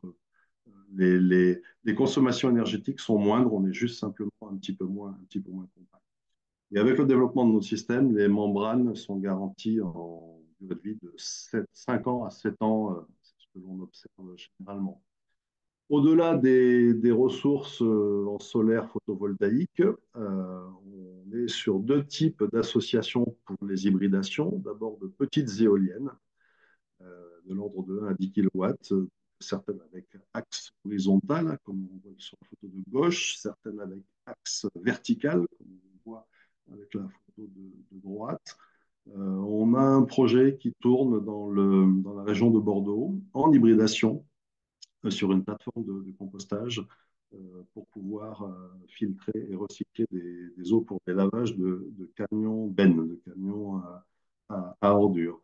Et on développe également, en partenariat avec des spécialistes de l'énergie houlomotrice, des systèmes de dessalement pour pouvoir alimenter euh, des systèmes d'électrolyse qui ont pour objectif de produire in fine de l'hydrogène. Et là, on est sur des projets vraiment d'hydrogène vert. On ne parle pas d'hydrogène gris parce que dans les sources énergétiques que vous amenez dans votre production d'hydrogène, ben, votre hydrogène il sera plus ou moins vert et plus ou moins gris. Là, c'est vraiment pour produire de l'hydrogène 100% vert. Arrête 5 minutes. Alors, quelles applications? L'eau potable, euh, l'eau dessalée, les eaux de process et d'irrigation. Alors là, sur les activités agricoles, on y reviendra un petit peu plus tard. Et l'un aussi des objectifs de développement durable, c'est le recyclage des eaux usées urbaines ou industrielles. Donc, on est vraiment sur tout le traitement du cycle de l'eau. Voilà à quoi ressemblent un petit peu nos systèmes. Encore une fois, le message ici, c'est qu'on s'adapte à toutes cette ressource en eau. Nos systèmes sont conteneurisés ou skidés. Au niveau de la conteneurisation, il faut savoir que des projets où vous mettez 4 conteneurs en parallèle, 4-5 conteneurs, c'est un petit peu la limite de la logique économique. En termes de capacité, si vous passez sur plusieurs après milliers de mètres cubes jour, il est pertinent plutôt d'utiliser des systèmes skidés, de les mettre dans des bâtiments techniques construits ad hoc. Ça, c'est pour la partie eau. Pour la partie énergie, on peut proposer d'autres utilités, comme des stockages de médicaments en groupe froid, des bornes de stockage, enfin, des bornes d'alimentation de véhicules électriques, des recharges de PC, smartphones et autres. Voilà un exemple de ce que l'on peut faire en système compact pour la réutilisation des eaux usées en sortie de stations d'épuration municipales. Euh, Ces systèmes-là donc, sont rendus autonomes par l'utilisation d'une production photovoltaïque. Ici, vous avez des exemples de qualité sanitaire. À gauche, les différents usages possibles pour la réutilisation des eaux usées. Et vous voyez l'impact en empreinte carbone possible, en gain d'émissions évitées de CO2 avec ces systèmes-là. Les demandes sont plus fortes en zone européenne, je dirais, sur le continent africain pour ces équipements-là. Ici, quelques exemples d'installations qui sont en service. À gauche, un système sur un centre de compostage donc, qui traite et qui filtre des eaux de voirie, des eaux de percolation de jus de compost donc, qui sont assez chargées en pollution pour être réutilisées pour des lavages de camions. Les deuxièmes photos, vous avez une réutilisation d'eau industrielle sur un site de Total Energy. Le but était de produire une eau complètement déminéralisée pour qu'elle soit réutilisée dans des installations de production de vapeur, de chaudières, utilisées par des chaudières sur le site de Total Energy. Vous avez ensuite le troisième exemple des skids qui équipent des kiosques à eau au Cambodge. Donc, on a une opération financée par l'État français pour travailler avec une ONG qui s'appelle Mille et une fontaines au Cambodge et on a mis en œuvre des solutions d'ultrafiltration, de désinfection par UV, le tout alimenté par des panneaux solaires photovoltaïques montés pour l'occasion sur les structures des bâtiments. Un exemple à droite, c'est une osmose inverse basse pression pour alimenter un hôpital pédiatrique sur une zone en guerre en Ukraine, dans l'oblast de Donetsk. Je vais rapidement vous parler de systèmes combinés. On peut régler au-delà de l'eau et de la production d'électricité, si on est sur des systèmes d'épuration des eaux usées, avec une production de boue. On peut aussi penser à combiner les systèmes euh, avec de la gestion de biodéchets. Alors, ceci, c'est valable si vous avez, par exemple, des centres pénitentiaires, des zones avec des cuisines et des restaurants sur une zone d'achalandise ou des quartiers neufs qui sont en mode de création et de construction. Il est possible, via la microméthanisation, de pouvoir associer des sujets de traitement d'eau, de production énergétique et alors, j'arrive plus à. Voilà. Donc, voilà à quoi ressemblent ces systèmes de micro-méthanisation. Ce sont des systèmes qui sont conteneurisés. Ici, vous avez un exemple sur 300 tonnes par an de biodéchets à gérer. Dans le cas de ce projet-là, par exemple, il s'agissait de récupérer une quarantaine à partir d'une quarantaine de restaurants scolaires des biodéchets pour les valoriser euh, en production de biogaz et d'eau chaude. Merci de ton Une autre Loïc. application qui est intéressante en Merci. zone rurale, c'est l'application combinée pour faire de l'eau d'irrigation et pour sécher des denrées alimentaires. On a actuellement un projet en développement pour l'ANER au Sénégal pour sécher les oignons. Ce projet-là a été dimensionné avec un conteneur de 20 pieds. L'idée là, c'est d'utiliser des panneaux thermovoltaïques, c'est-à-dire que ce ne sont pas que des simples panneaux solaires PV. Vous avez de l'air qui circule sous la structure des panneaux. Et il y a deux vertus principalement avec ces solutions-là. C'est que vous faites de l'air chaud et vous refroidissez vos panneaux, donc vous obtenez un meilleur rendement de production photovoltaïque. Parce qu'en effet, plus vous aurez des températures excessives, moins les panneaux photovoltaïques auront un rendement intéressant. Ici, Merci quelques données Ludovic. notables. Tu peux conclure? On peut conclure. Alors, on va conclure. Ça, c'était sur les panneaux, hein, la conclusion.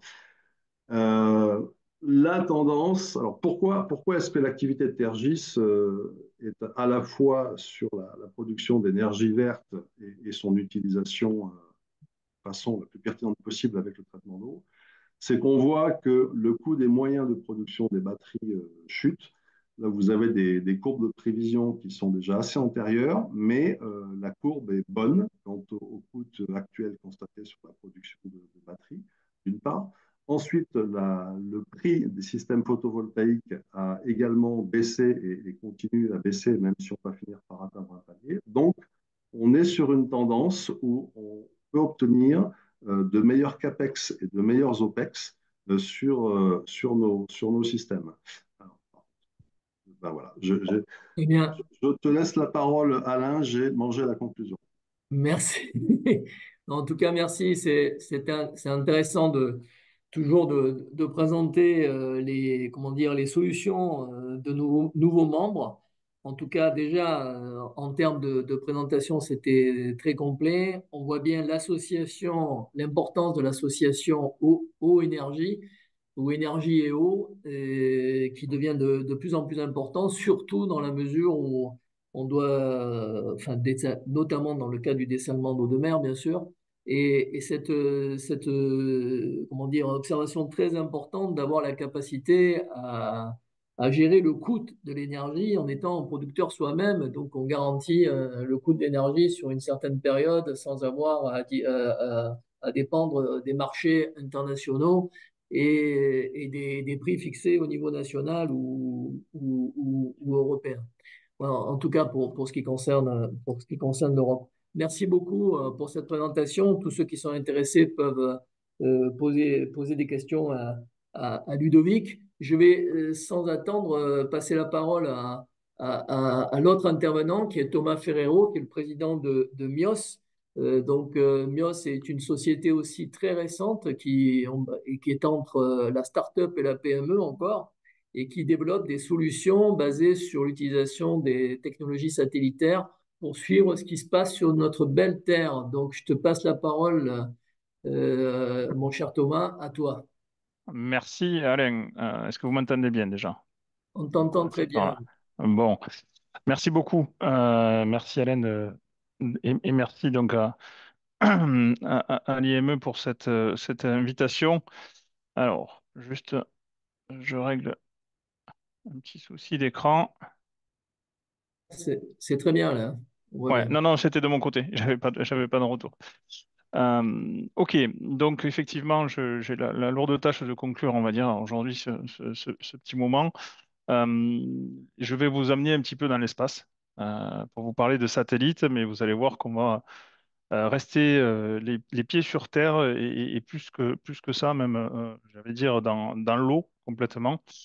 Donc, je vais juste commencer par un petit peu résumer ma société, donc la société MEOS que j'ai fondée en 2018. Donc, on va bientôt avoir 6 ans. On est basé en France, à Toulouse. Ça s'entend dans mon accent pour les Français. Et notre expertise aujourd'hui, elle est dans l'imagerie satellite. Je vais vous parler un petit peu d'imagerie satellite. Rassurez-vous, je vais pas rentrer dans des choses trop techniques, mais tout à l'heure, on me parlait, je Payen parlait des fois de manque de données. Ben, l'imagerie satellite est justement un des moyens qui permet d'avoir de la donnée. Donc moi, quand j'ai fondé la société, l'idée, c'était de comment, grâce à l'imagerie satellite, on peut euh, aider les acteurs sur les territoires dans leur lutte contre le réchauffement climatique et particulièrement sur le sujet de l'eau, sur lequel aujourd'hui vraiment on est en train de se spécialiser. À la base, on n'est pas des spécialistes de l'eau, on est des spécialistes de l'imagerie satellite. Et comment on se positionne? Nous, on se positionne aujourd'hui, je dirais, entre des partenaires scientifiques qui sont les agences spatiales européennes que vous connaissez, l'ESA, l'Agence spatiale française, par exemple, le CNES, et des laboratoires. Et on va se positionner entre eux et les utilisateurs finaux. Et notre rôle, ça va être de finaliser la recherche pour ensuite implémenter un service à valeur ajoutée pour des utilisateurs divers et variés. Alors, dans notre écosystème, on est membre, par exemple, d'Aerospace Valley, qui est le plus grand pôle de compétitivité en France sur tout ce qui est spatial, aérospatial. En membre de l'IME, je ne le répète pas évidemment, mais membre aussi, par exemple, d'HydroVenture, qui est une association aujourd'hui qui a été créée entre, je dirais, sociétés spécialisées dans l'hydrologie spatiale, alors société française pour le moment, et la recherche. Donc, on s'est tous associés pour, grâce à nos multiples compétences, être capacité de pouvoir répondre à toutes les problématiques ou au maximum de problématiques possibles que grâce à l'imagerie satellite sur l'eau. Moi, je vais vous parler d'agriculture, hein, mais on a d'autres sociétés spécialisées plus dans l'énergie, on l'a dit tout à l'heure, hein, dans les inondations, etc., etc. Donc, vraiment, au sein de ce consortium, on a comme ambition d'adresser un maximum de thématiques toujours autour de l'eau et un maximum de territoires. Aujourd'hui, nos clients sont essentiellement des clients publics. Vous allez vite comprendre pourquoi. Alors, entre autres, en France, beaucoup, mais aussi on commence à aller à l'étranger et particulièrement donc au Sénégal où on a un projet qui, ne serait-ce que par son nom, prouve bien ce qu'on ambitionne de faire et même ce que l'on fait, c'est la sécurisation de la production alimentaire par le monitoring de l'eau grâce aux satellites. Voilà. Donc, je vais rentrer un petit peu, je vais juste faire une petite digression de 2 slides sur du satellite pour que tout le monde comprenne aujourd'hui qu'est-ce que peut amener le satellite. Alors déjà, dans le satellite, il y a 3 types de techniques. Vous avez du satellite qui sert à communiquer, du Internet par satellite, du téléphone par satellite, du satellite qui sert à se localiser, se géolocaliser, le plus connu étant un GPS, mais on a un système opérationnel en Europe qui s'appelle Galileo. Et nous, on va être sur les satellites d'observation de la Terre. Concrètement, c'est des satellites qui vont prendre des photos, on va dire, depuis l'espace. Et notre métier, ça va être de les interpréter pour en faire de la valeur ajoutée. Particulièrement, il y a un satellite, une gamme de satellites qui est en train de révolutionner un petit peu la donne et sur laquelle nous, on se base beaucoup, c'est le programme Copernicus dont certains ont entendu parler. Donc, ce programme Copernicus, c'est un programme qui est porté par l'ESA, donc l'Agence spatiale européenne, et qui fournit toute une gamme de satellites qui s'appellent Sentinel, qui vont de 1 à 6, chacun ayant un rôle particulier. Certains servent à observer les océans, certains servent à observer la qualité de l'air, etc., etc. Et donc, dans chaque type de satellite, on a plusieurs satellites, comme vous voyez dans la petite animation. Et l'avantage, c'est que ces satellites tournent en permanence autour de la Terre. Et donc, tous les 6 jours, ils vont passer au-dessus d'un même territoire et faire une image. Et le fait d'avoir toutes ces images-là, de compiler toutes ces images-là, ça va nous permettre de faire du monitoring de territoire. C'est là où c'est un petit peu révolutionnaire. Donc, on a l'ESA est financé par les États membres de l'Europe, qui permet d'avoir ces satellites-là avec une certaine durabilité, puisqu'on a de la pérennité de ces services-là jusqu'au-delà des années 2030, on va dire. On a la possibilité de faire du monitoring de territoire et on a ces images-là qui sont gratuites. Et donc ça, c'est important dans la démocratisation du satellite. Donc aujourd'hui, c'est ce que ça nous permet et c'est là où nous on se positionne. On n'est plus sur des services qui sont très très chers. Et même si ça reste compliqué, aujourd'hui, vous avez tout un tas de sociétés comme Meos dont c'est la spécialité, entre guillemets, de faire de la valeur ajoutée à partir de ça.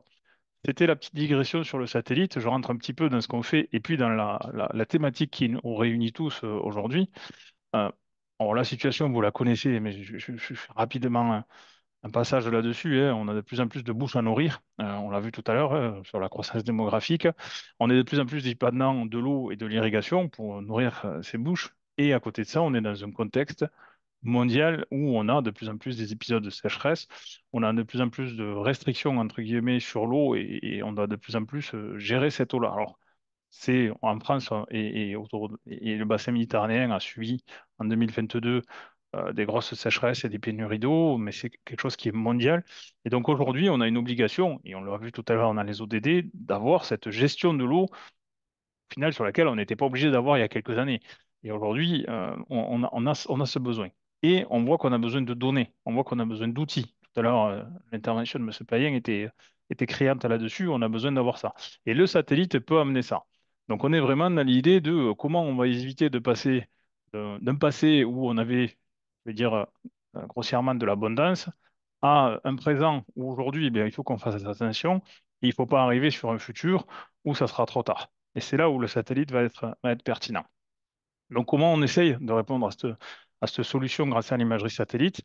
Nous, on a développé une plateforme qui s'appelle Meo Water Management, où dedans, on va amener des indicateurs, alors toujours grâce à l'imagerie satellite, pour en faire un vrai outil d'aide à la décision, et où on va superviser essentiellement trois choses qui vont être l'irrigation, donc les parcelles et les cultures irriguées, les ressources en eau et la sécheresse. Et donc l'idée, ça va être de faire un outil, on va pouvoir évaluer le territoire et des grands territoires, hein. Vous avez vu que tout à l'heure, mes satellites, ils tournaient sur la Terre entière. Donc aujourd'hui, ce que je fais en France, je peux presque le transposer n'importe où.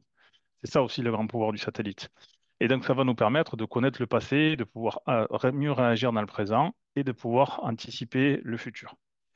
Concrètement, qu'est-ce que c'est? Ben, vous avez, alors, on a des rapports synthétiques, on a des données géographiques que l'on fournit à nos clients qui sont habitués à utiliser ce genre de données-là, mais généralement, on fournit une plateforme cartographique, sorte de Google Maps, on va dire, pour les professionnels. Et dedans, on va mettre des indicateurs issus de nos traitements d'images satellites. Et on va retrouver nos trois typologies d'indicateurs. En bas, vous voyez, c'est le sud de la France, et c'est des indicateurs de sécheresse végétale. Donc là, on va travailler sur la partie, on va dire, besoin. Ensuite, vous avez au milieu des indicateurs qui est le suivi des réserves en eau. Donc là, on va être capable de suivre les réserves en eau. Donc là, on va être sur la partie ressources. Et puis, dernière représentation en haut à gauche, donc, c'est la partie utilisation, et donc particulièrement l'irrigation.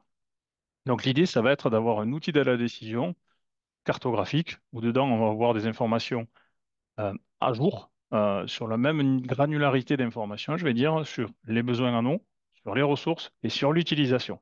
Donc on est vraiment dans le pouvoir du satellite d'amener de l'information, euh, et on peut travailler, vous allez voir, sur des échelles très petites et des échelles très grosses. Alors pour qui ça sert tout ça? Évidemment, en premier lieu, ça va servir pour, on va dire, les pouvoirs publics. Pouvoirs publics qui aujourd'hui, comme je l'ai dit, ont besoin de mettre en place des politiques de gestion de l'eau, ont besoin d'assurer leur application, ont besoin de contrôler derrière. Donc c'est vraiment à ces gens-là que, en premier lieu et naturellement, on va dire, ce genre d'outils va être pardon, dédié. On a d'autres typologies d'acteurs, nous, avec qui on travaille. Ça peut être, par exemple, des coopératives agricoles, parce qu'aujourd'hui, ils donnent des conseils à des agriculteurs. Conseils qui, par exemple, en France, euh, on a été obligé en 2022, des agriculteurs, pour la première fois, ont sacrifié des cultures au bénéfice de d'autres, en disant, si on arrose celle-là, ben, on ne pourra pas arroser celle-là. Voilà, donc il y a eu ce genre de choix à faire, et les coopératives agricoles ont leur rôle à jouer là-dedans. Ensuite, ça peut être des assurances aussi, qui assurent justement les agriculteurs sur ces problématiques et sur ces sujets d'assurance rendement, d'assurance suite à des aléas climatiques, etc., etc. Donc, pour entrer un peu plus en détail sur ce que ça fait concrètement, je vais rapidement détailler les trois indicateurs, hein. Le premier indicateur, c'est le suivi des réserves en eau. Donc, vous voyez, on va partir de quelque chose qui est très micro. Donc, c'est la représentation que vous avez en haut à gauche, où sur le pixel de l'image satellite, on va être en capacité de détecter est-ce qu'il y a de l'eau, est-ce qu'il n'y a pas de l'eau. Une fois qu'on a fait ça, on va le faire évidemment fréquemment, hein. Donc, comme je vous ai dit tout à l'heure, on peut faire cette cartographie tous les 6 jours, par exemple. On va agréger cette information au niveau d'une réserve en eau. Un lac, un barrage, même une petite réserve, on est capable de faire en dessous d'un hectare. Voilà. Et donc, on va regarder comment elle évolue dans une année. Typiquement, quelle est sa période de remplissage? Une fois qu'on arrive, si c'est côté France, au mois de mai-juin, on va commencer à avoir des premières chaleurs. Et puis ensuite, on va puiser dans la réserve parce qu'on va irriguer. Et ensuite, donc, on va avoir le creux jusqu'à la période d'étiage qui va être en septembre-octobre. Et ensuite, la réserve va se recharger. Ça va être important de le regarder dans une année, mais on va comparer des années. Est-ce que cette année, en début de saison, j'ai plus d'eau que l'année dernière? Est-ce que cette année moins? Est-ce qu'en fin de saison, je suis capable de dire que j'en ai plus que l'année dernière, comment je l'ai utilisé? Une fois qu'on a cette information à ce niveau-là, on va encore agréger l'information et on va venir le regarder. C'est la dernière représentation que vous avez au milieu sur, par exemple, un bassin versant, sur une commune ou autre typologie d'unité. Et on va dire, eh ben, en gros, quels sont les endroits où il y a le plus de variation, où il y a le plus de stress, où le territoire n'est pas forcément équilibré, etc. Donc, on va avoir cette typologie d'informations.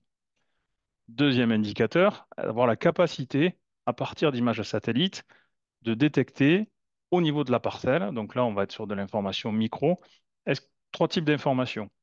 Le contour de la parcelle et donc sa surface, la culture, est-ce que c'est du blé, du maïs, de la vigne, etc. Et est-ce qu'elle est irriguée ou non?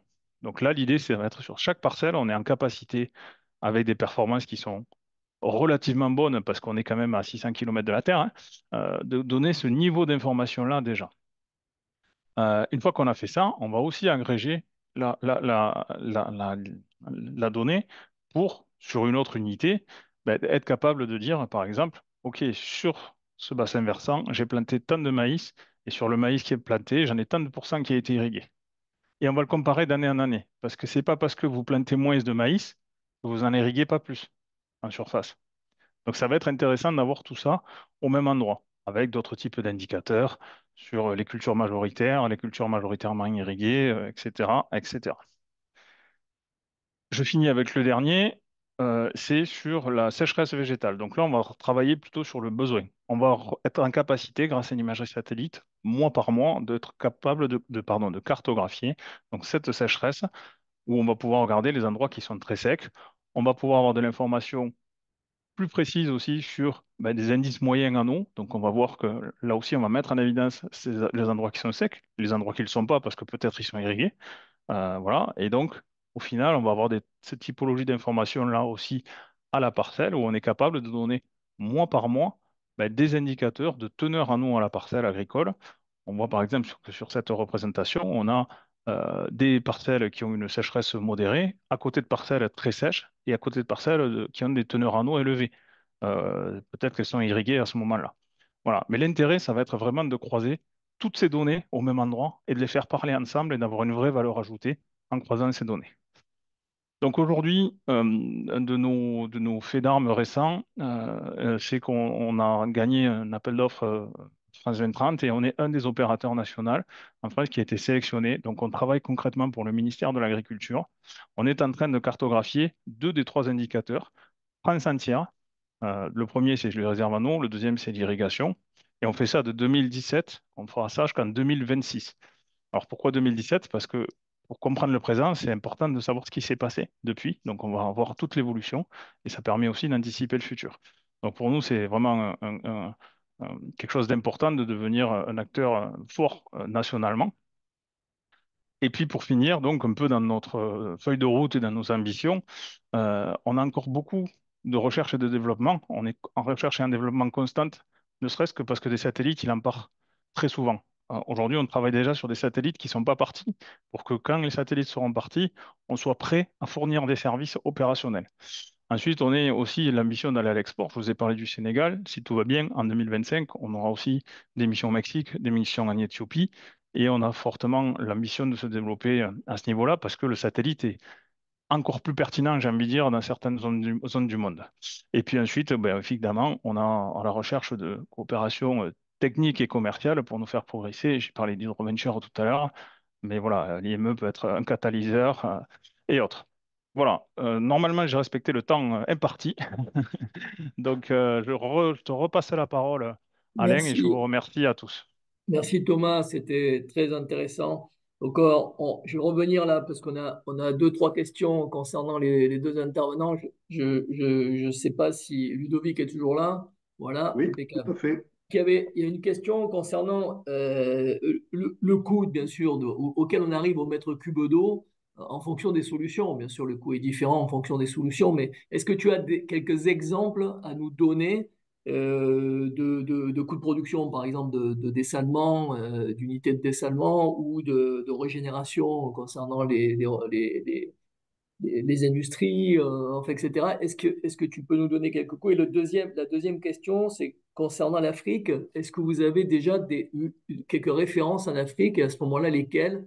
Et qu'est-ce que ça concerne comme usage? Très bien. Alors, merci pour ces questions qui sont complètement légitimes.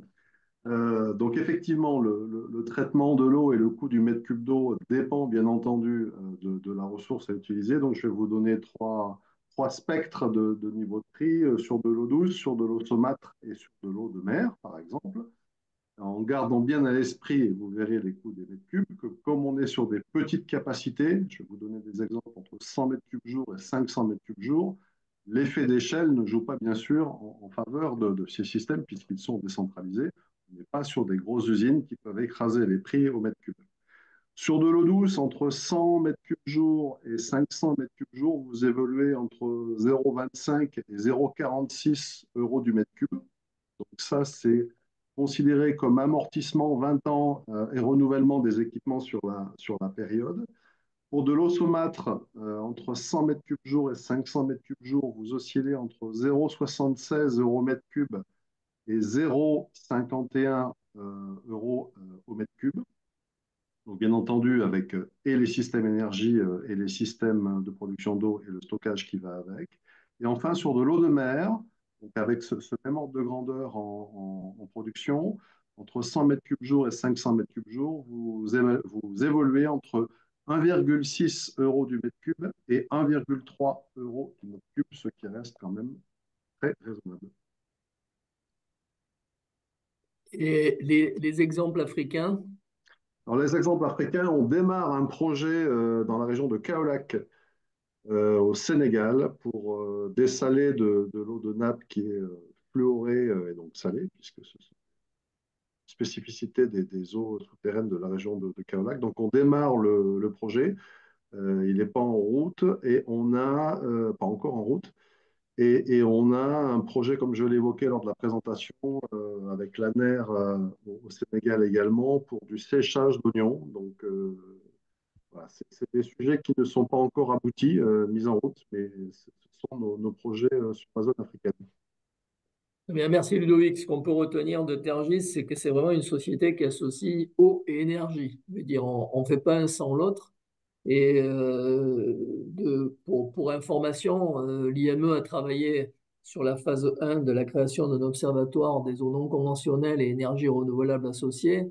Donc maintenant, c'est au Conseil mondial de l'eau de donner la suite qui va être apportée à ce projet, sachant qu'il y a déjà un intérêt de la part de la FAO de participer au financement de ce projet. Et on y associera volontiers Tergis, parce que j'en avais déjà discuté avec Hervé Suti, le cofondateur de Tergis. Et donc, voilà, c'est quelque chose qui est très important et qui sera suivi par l'Institut dans le cadre des groupes de travail de notre comité scientifique et technique auquel on vous invite, bien sûr, à participer. Merci Avec, beaucoup. avec grand plaisir et merci. Merci à toi. Donc, une question qui est pour notre ami de Méos. Euh, pour Thomas, est-ce qu'il est possible d'utiliser ces techniques satellitaires pour mesurer le suivi des nappes phréatiques? C'est-à-dire, est-ce qu'on peut utiliser ces techniques pour suivre le niveau des nappes, les eaux souterraines, aussi bien en quantité, bon, en qualité, ça me paraît plus compliqué, mais en tout cas déjà en quantité, ou leur comportement dans le temps? Alors, effectivement, c'est quelque chose qui est difficile aujourd'hui parce qu'on a une limite technique, hein. Je ne vais pas rentrer dans le détail, mais on a deux moyens aujourd'hui, nous, avec lesquels on observe la Terre. C'est soit l'optique, c'est comme si vous aviez vos yeux, on va dire, dans l'espace, soit du radar. Le radar, on envoie un signal et le signal, suivant comment il retourne au satellite, on fait la traduction de ce signal-là. Le signal radar, alors l'optique, évidemment, il n'est pas capable de voir à travers quelque chose qui obture sa vue, hein, même un nuage. Le radar, par contre, est capable de traverser les nuages et aussi capable de rentrer un petit peu dans le sol, mais pas très profond. Donc aujourd'hui, il y a quand je vous parlais d'une R&D permanente, il y a des publications scientifiques à la NASA et autres qui font écho de la capacité éventuellement à pouvoir regarder et à suivre des nappes peu profondes. Donc c'est des sujets qu'on a, c'est des sujets que l'on a je dirais, dans notre feuille de route R&D, mais aujourd'hui, effectivement, on a une petite limite technique. Je vois quelqu'un qui pose la question à quelle profondeur? Quelle profondeur? J'imagine que c'est le satellite qui descend. Ça va descendre, dépendre de si vous êtes dans le sable ou si vous êtes sur sur un plateau calcaire, c'est pas la même chose, mais c'est de l'ordre de quelques mètres, pas plus, quoi. Vraiment, vraiment pas beaucoup. Donc voilà. Malheureusement, on a une limite techno. Mais il y a quand même des choses qui existent, on va dire, des publications scientifiques sur lesquelles on s'appuie, nous, on va s'appuyer en tout cas, pour effectivement rechercher ce type d'informations. Très bien, mais merci beaucoup. Bon, écoutez, je pense on va s'arrêter là. Il y avait peut-être pour Ludovic, elle est une dernière. Il y a notre ami Raouda Gafresh qui pose la question de savoir qu'est-ce que vous faites lorsque vous faites du traitement des eaux saumâtres, donc en terre. Qu'est-ce que vous faites des saumures? Bah, c'est la question récurrente, encore une fois extrêmement légitime. La solution, quand on est sur les zones de projet que nous développons, comme le Sénégal en région de Kaolack par exemple, c'est de faire de l'évaporation naturelle avec des fines lames d'eau. Donc ça prend un peu de place, mais il n'y a pas de problème de place sur ces régions-là. Et derrière, on travaille, nous, en R&D, sur des sujets de valorisation des sels avec différentes voies possibles. Donc, voilà concrètement ce qu'on peut faire. C'est vrai qu'après, Merci, euh, merci beaucoup, Ludovic. En fait, c'est quelque chose qu'on a étudié avec la FAO, on a mené une étude pour la FAO qui sera publiée en fin d'année, et donc concernant l'usage du dessalement en agriculture. Donc là, on est en train de parler de dimensions significatives de dessalement, et justement, donc la question des saumures est devenue quelque chose de prégnant. Surtout quand on est dans des mers fermées, comme c'est le cas de la mer Rouge ou la mer Méditerranée, où justement ces projets de dessalement sont en cours. Et l'avenir est optimiste. C'est-à-dire que la recherche et développement dans ce domaine, justement, comme tu le disais très bien, de traitement des saumures et de revalorisation des saumures. Je ne dis pas qu'il y a de l'or dans les saumures, mais c'est ce qui sortait un peu de nos réunions d'experts qui ont été menées à Rome pour la FAO, avec des experts américains, du Moyen-Orient, enfin, etc., de Méditerranée aussi, d'Espagne, du Maroc, et donc étaient là présents. Et c'est vraiment avec quelques années de recherche encore, on pourra certainement sortir des saumures un certain nombre de métaux rares, notamment. On parle du lithium, on parle de choses comme ça dont on a beaucoup besoin justement pour l'avenir. Donc, à voir comment ça va se faire, mais bien sûr, c'est toujours pareil, c'est un calcul économique, hein, il y a un investissement à faire. Mais en tout cas, c'est un vrai sujet qui est vraiment suivi par les promoteurs du dessalement parce qu'ils savent très bien que c'est un des enjeux d'avenir. Merci à tous pour votre participation. Je suis très content parce que on est en fin de parcours et on a 90% des participants. Donc, c'est très bien. Merci. Ça veut dire que ça vous a intéressé. Nous en sommes très heureux. Donc, un grand merci à nos intervenants du jour. Les enjeux sont grands, mais les solutions existent. C'est ce qu'on peut retenir. Il faut que les décisions soient prises au plus haut niveau des États et des régions, comme le signalait Gérard Payen tout à l'heure. Les financements mondiaux, voilà, on se fait toujours une idée des financements des bailleurs de fonds. Il nous rappelait que ça représente 5% des financements pour l'accès à l'eau. L'essentiel des financements viennent des États, viennent des régions, viennent du secteur privé, de plus en plus. Le secteur privé qui dépend de l'eau, investit de plus en plus dans la ressource en eau et dans la compensation, hein, comme des grands groupes comme bien sûr les miniers, bien sûr les industriels, l'agro-industrie, pour maintenir leur activité dans le monde, sont amenés à investir aussi aux côtés des pouvoirs publics. Donc c'est quelque chose qu'il va falloir suivre à l'avenir.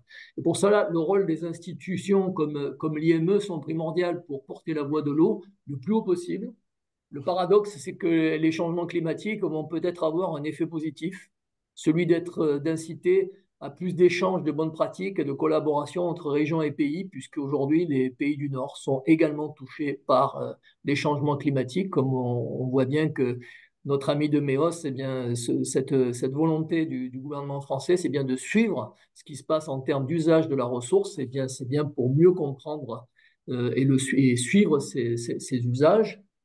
Comme je vous le disais en introduction, l'IME lance avec cette conférence dédiée au suivi des ODD 6 un groupe de travail sur le sujet pour la Méditerranée en vue de présenter des résultats lors du 6e forum méditerranéen de l'eau qui devrait avoir lieu à Rome début 2027. On avait prévu fin 2026, mais à cause de la conférence des Nations Unies, on a préféré décaler ça pour l'instant à début 2027. Donc, François Gerber, qui malheureusement ne pouvait pas être là aujourd'hui, qui est le vice-président de notre comité scientifique et technique, va suivre et en sera le pilote. Nous travaillerons pas seuls, hein, on ne va pas réinventer la poudre. Comme ça a été signalé, le Plan Bleu travaille sur ces sujets. Nous allons nous rapprocher d'eux et d'autres organismes des Nations Unies qui suivent ces éléments au niveau méditerranéen, dont l'objectif, donc le Plan Bleu, est de suivre l'évolution de développement durable en Méditerranée, ainsi que de nos amis espagnols qui œuvrent déjà sur les ODD en Amérique latine. Et donc, on va échanger sur la méthodologie de travail. Là aussi, la coopération élargie sera une valeur sûre. L'IME dispose d'un avantage, ce sont ses membres, ministères, régions, collectivités, opérateurs, entreprises de l'eau et experts qui se rapprochent le plus possible de la réalité. Et on est toujours les pieds sur terre et pas uniquement des théoriciens. Gérard Payen nous suggérait encore récemment de viser la conférence des Nations Unies de décembre 2026, juste avant notre prochain forum, pour présenter nos conclusions. Nous allons suivre son conseil. Merci à tous pour votre participation. Cela nous encourage à poursuivre. Prochain rendez-vous le 21 novembre prochain avec la reprise de la série de conférences webinaires sur la planification et la gestion des ressources en eau, avec la présentation de 2 cas très intéressants, le cas de l'Italie et de la région du Pô et le petit cas de la mégapole d'Istanbul. Donc, je vous souhaite d'ici là de passer un excellent mois. Nous espérons pouvoir représenter le cas du Liban dès que la situation le permettra. Et nous profitons de ce moment pour adresser à nos membres et amis de l'eau libanais un grand message de soutien et d'amitié, ainsi qu'aux Palestiniens et aux otages israéliens. Merci à tous et à très bientôt.